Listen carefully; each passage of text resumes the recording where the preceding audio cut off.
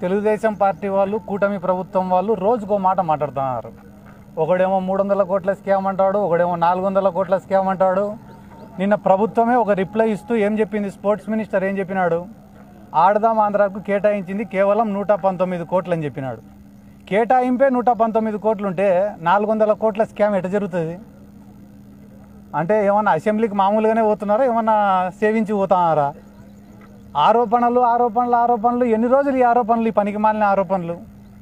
ఆ 119 కోట్లు కూడా దేనికోసం ఎంత ఖర్చు పెట్టినారు, కలెక్టర్ల అకౌంట్లలో ఎంత ఇచ్చినారు, ప్రైజ్ మనీ రూపంలో ఎంత ఇచ్చినారు, కిట్ల రూపంలో ఎంత ఇచ్చినారు, టీషర్ట్ల రూపంలో ఎంత ఇచ్చినారని చెప్పి ఆన్ రికార్డు వాళ్ళ దగ్గర ఎవిడెన్స్ ఉంది కదా.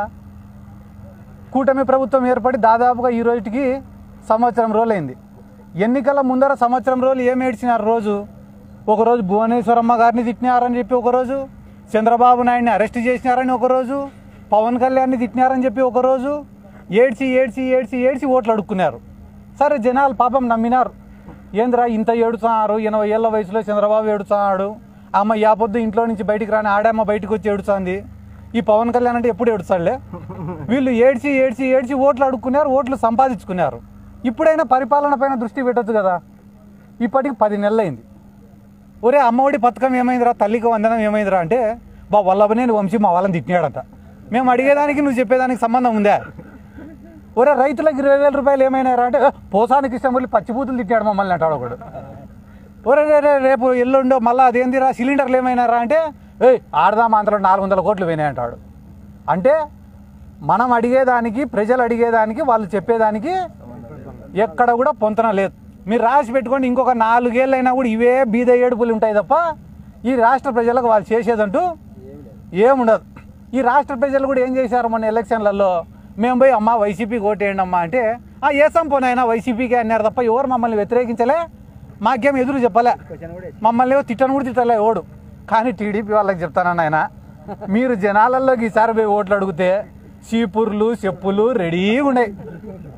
మాకు చెప్పినట్టు మీకు ఏ సంపోనైనా అని చెప్పరు, ఫస్ట్ కొట్టి చెప్పిసిరి, ఆ తర్వాతనే మీకు సమాధానం చెప్తారు. ఎందుకంటే చంద్రబాబు నాయుడుకి తెలిసిన టాలెంట్ ఏమరా అంటే వ్యవస్థల్ని మేనేజ్ చేయడం. అవి ఏ రకంగానైనా మేనేజ్ చేస్తారు. ఎందుకంటే మొన్ననే సంక్రాంతి పండగకి చూసినాను నేను. సంక్రాంతి పండగకి హైదరాబాద్ నుంచి ఈ రాష్ట్రంలో పక్క రాష్ట్రంలో అందరు వచ్చి ఈడ ఏంటివి అవి కోడి పందాలు, ఇసుపెటాకులు, 100 కోట్ల బెట్టింగులు చేసిపోతే పొద్దున్నే ఆర్టికల్స్ ఏం రాసినారు తెలుసా మీ టీవీ ఛానల్ వాళ్ళందరూ కూడా, అంబరాన్ని అంటినా సంబరాలు. కూటమి ప్రభుత్వం వచ్చిన తర్వాత తెలుగుతనం ఉట్టిపడిందట.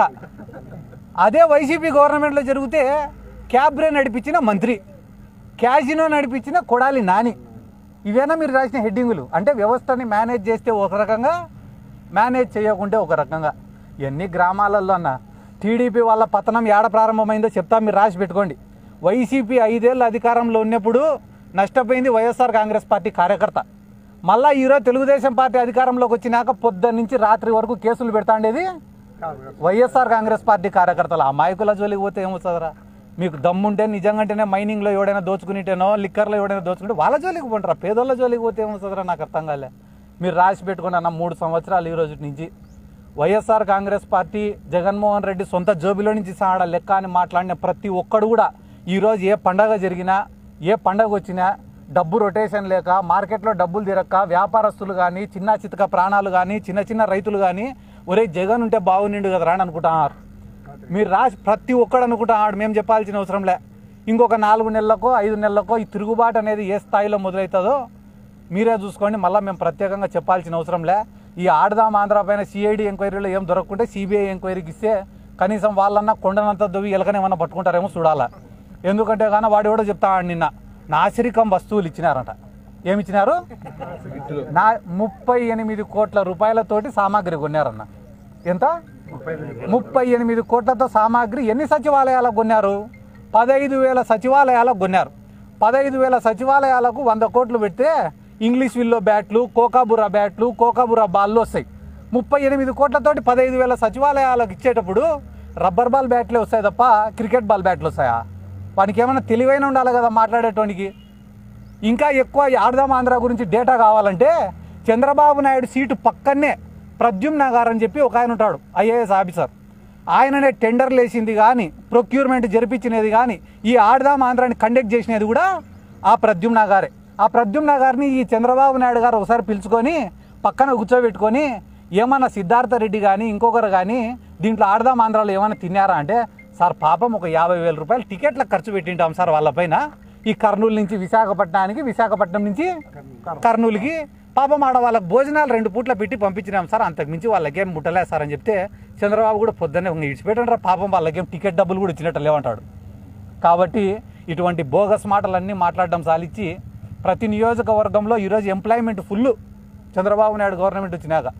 ఏందిరా ఎంప్లాయ్మెంట్ అంటే స్టోర్ బియ్యం full, liquor syndicate full, belt షాపులు ఫుల్, నియోజకవర్గానికి ఒక పేకాట శిబిరం ఫుల్, శాండు ఫుల్. ఇంత ఉద్యోగాలు పెట్టుకునే అవకాశాలు లేవని చెప్పడం నిజంగా వైసీపీ తప్పు కూడా దీంట్లో ఉందని చెప్పి ఈ సందర్భంగా నేను తెలియజేసుకుంటూ, ఎందుకురా అంటే 130,000 ఉద్యోగాలు సచివాలయాల్లో జగన్మోహన్ రెడ్డి ఇస్తే ఏమన్నారు తెలుసా? ఇవి ఉద్యోగాలేనా అన్నారు. అవి కాదంట ఉద్యోగాలు. ఏంటిరా ఉద్యోగాలు అంటే బెల్ట్ షాప్. ఏం కిక్కుందిరా ఈ ఉద్యోగంలో అంటే ఆడుకోకూడదు. ఇంకొక మంచి ఉద్యోగం ఏందిరా అంటే స్టోర్ బియ్యం. ఆయన సీజ్ ది సిప్ అన్నాడు ఒక ఆయనేమో ఆడికి పోయి స్టోర్ బియ్యం పోతుందిరా తరలిపోతుంది సీజ్ ది సిప్ అన్నాడు. ఈడేమో ప్రతి ఒక్కటి సిప్పే పెట్టినాడు. ఫ్రెండ్షిప్లో చేసుకుంటారు ఇవన్నీ స్టోర్ బియ్యం అనేది.